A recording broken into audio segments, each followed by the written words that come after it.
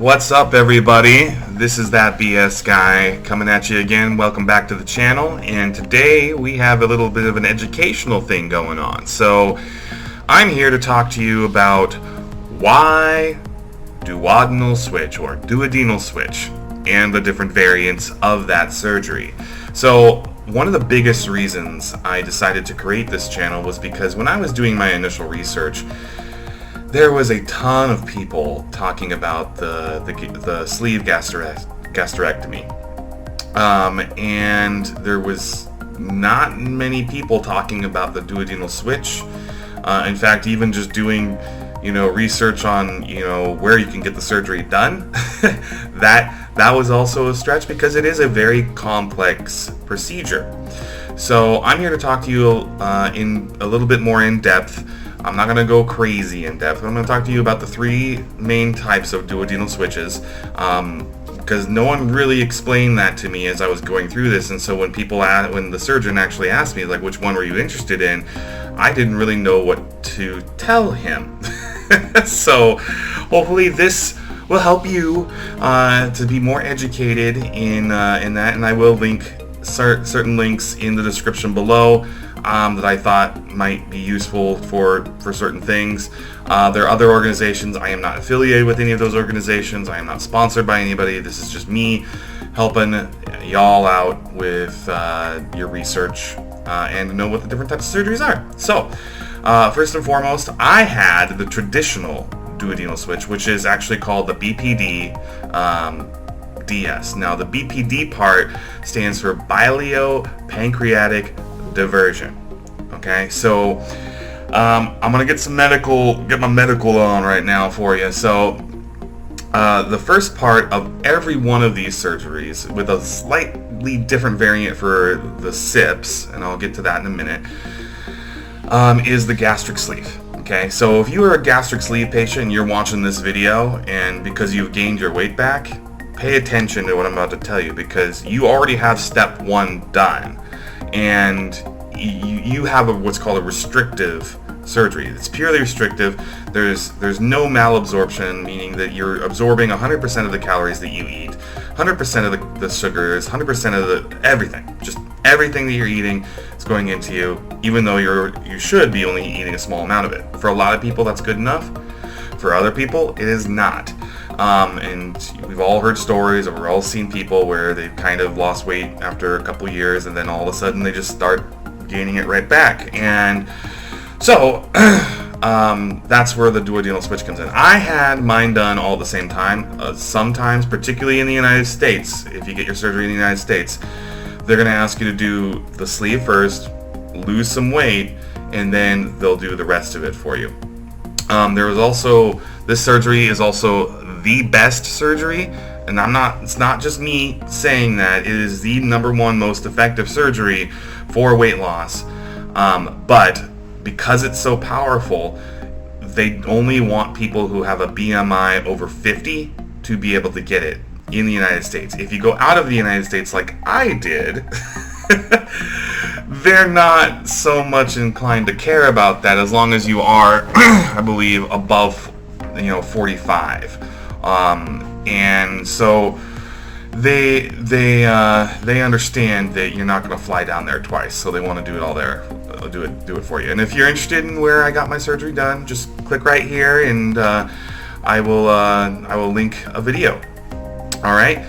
Anyways, moving on. So the first one is the surgery that I got was called the duodenal switch, the traditional duodenal switch, which is the BPD-DS. So with duodenal switch with bilio-pancreatic diversion. That's what it's officially called. So just like I said before, it starts with the sleeve gastrectomy, but then there's the little valve at the end. It's kind of like a sphincter for your for your stomach that releases food into the lower intestine. That's called the pylorus. Okay, and then the part that's right below it, that's attached, kind of has like stuff running into your liver to get the pancreatic fluids and all of that fun stuff. That's called the duodenum. Okay, and so what they do is they cut the tube where kind of in the middle of the duodenum, and then they they measure about 120 to 250 centimeters, so roughly 4 feet out of the 20 feet. Think about that for a second.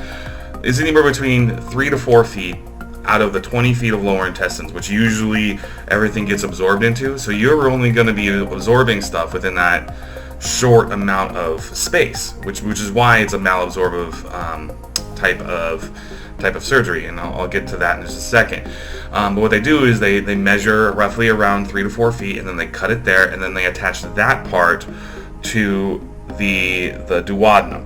Okay, so now you have this direct thing that goes right into your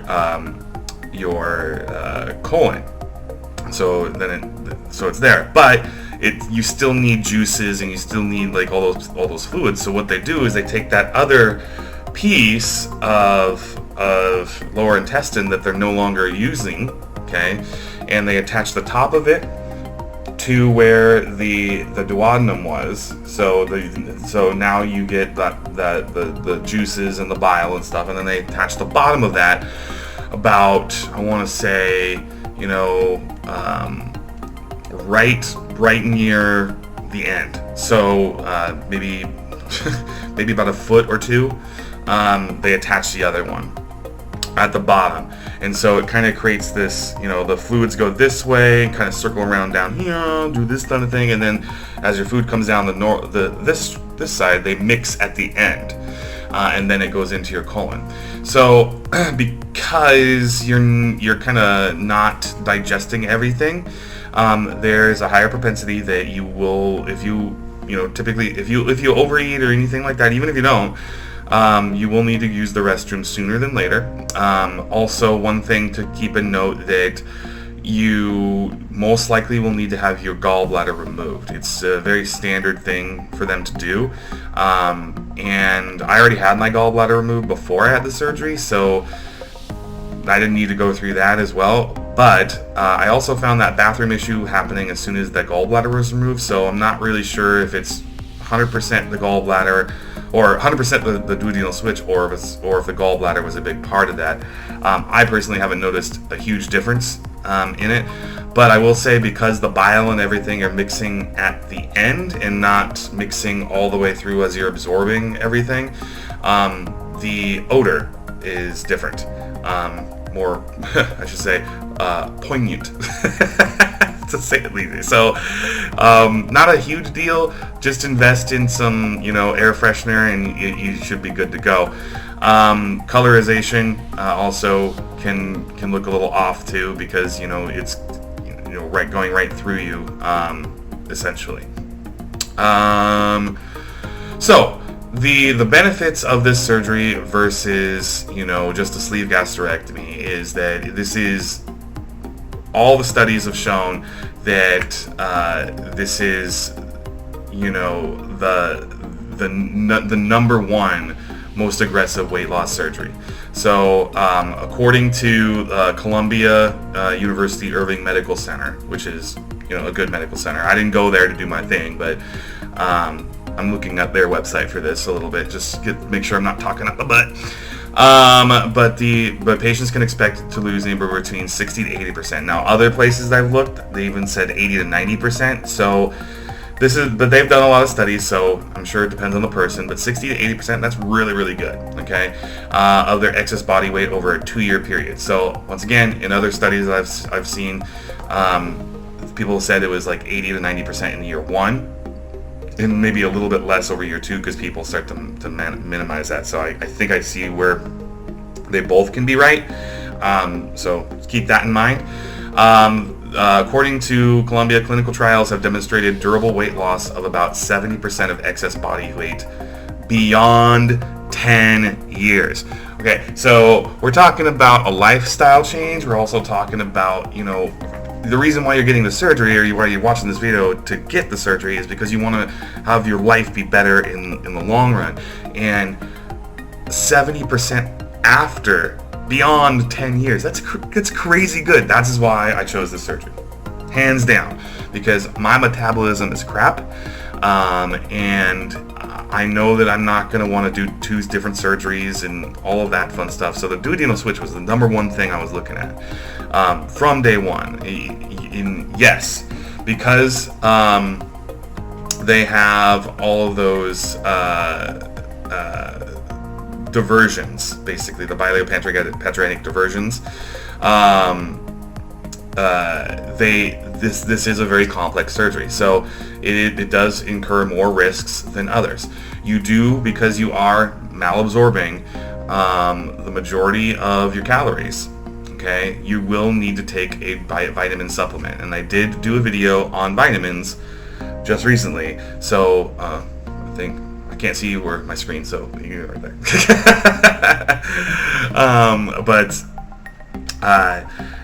It's not a huge deal as long as you get the vitamins that are meant for bariatric surgery.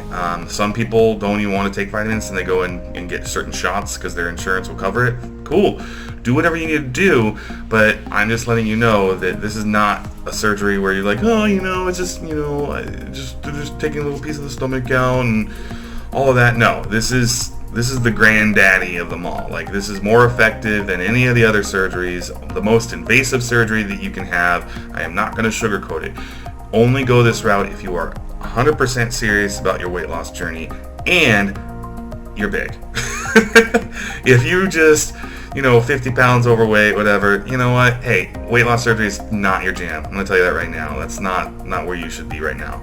But if you're like 200, 300 pounds overweight, like I was, like, you need to, no, I'm not going to tell you what you need to do, but this might be a solution for you. Okay, like I said in my latest journey video, it's only been about 6-ish weeks so far, and I've lost around 62 pounds. So it's a very, very, very aggressive surgery. So keep that, take it with a grain of salt, whatever it may be. Now I'm going to talk about the other 2 variants. So the traditional duodenal switch, the BPS, came out in the 90s and has mostly been popularized in Europe.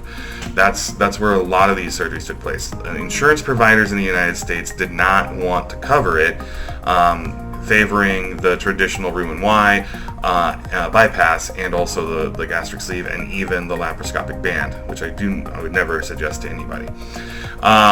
So with that being said, there's the 2 other variants. The first one is the SADIS. So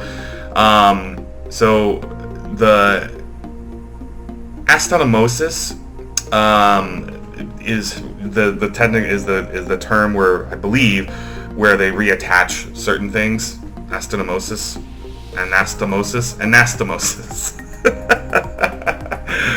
I'm not a medical guy, so forgive me for butchering some of these things. But an anastomosis is, so in the traditional one, they're doing 2 of them. They're cutting, reattaching here, and then they're reattaching here and here. So there's really two major things that they're cutting. So they're cutting, reattaching here, and then they're reattaching here and here.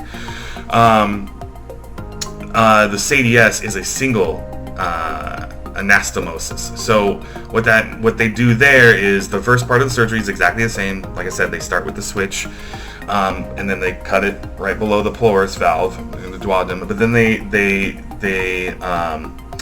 they switch it so that it moves up and attaches. They take the top of it and then they attach it up, and then they attach the part lower. So it still has, basically they use that single tube, is what I'm getting at. They use that one single tube, they shorten it, but they, instead of using 2 tubes, they only use 1 tube, and they attach the top of the other tube to where the duodenum is, and then they do an anastomosis in the middle of where they pull it up from, to where below the pylorus valve. So you get the bile running down, and it mixes in earlier than it does with the traditional duodenal switch. Now, one of the reasons why I did not get this is because it really wasn't my choice. Okay, so I left it up to the surgeon, and I flat out asked him. I said, which one are you going to do? And he says, oh, I'm not going to know till I get in there.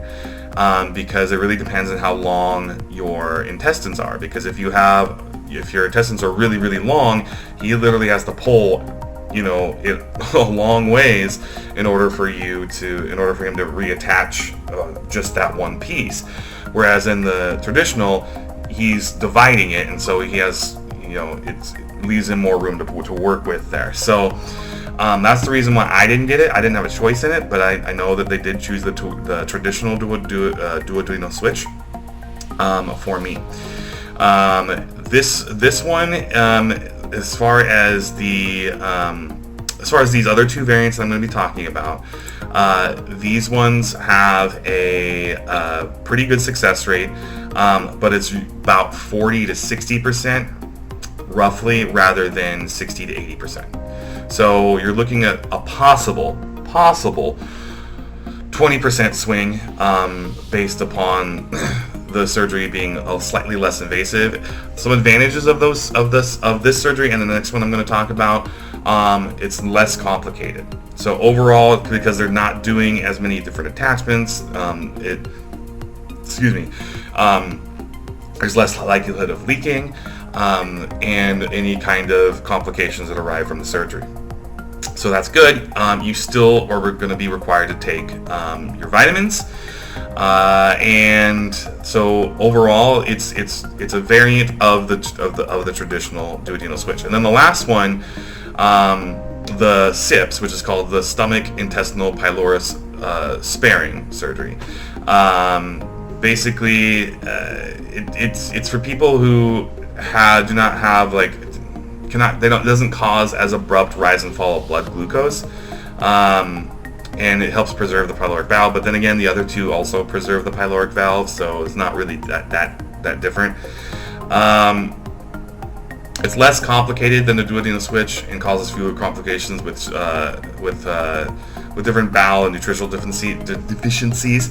But the biggest difference here is the sleeve is different. So in the SIPS, they leave the sleeve to be not just the normal, vertical tube that comes in there. They actually leave it a little bigger, okay, and that is to preserve some of those juices and things of that nature. So it's very, very, very similar to the other part of the duodenal switches. There is no distal anastomosis, so like in the traditional duodenal switch, where there's that other piece that they attach to two different spots, that's the distal. So you don't have that piece just like you do with the SADIS. The SADIS and SNPs are very, very much in line with each other. And patients undergoing the bariatric study maintained an average weight loss of 40% after the first year. So it's not as powerful, but it is more powerful than just the sleeve. So, and I definitely saw some people on YouTube who had the SIPS do well and have been doing well. But with that being said, it's not for everybody. So once again, I chose the traditional duodenal switch for a reason, because I knew that it was the most powerful. I took the risk of doing it in Mexico, the most complicated surgery that you could do, but you know what? I needed to go big or go home, and I figured I wasn't even going to have like a really good life at a certain point, the direction I was going, if I didn't do something drastic. And so that is why I chose the duodenal switch. For some of you, for anybody that's out there looking at this video going, okay, well, this guy's got a weird little cat shirt and trying to educate me on some of this, do your own research. Ask your doctor. I'm not, I'm here just to help kind of guide your searching efforts. I'm not here to tell you what's best for you. Everybody's got their own journey.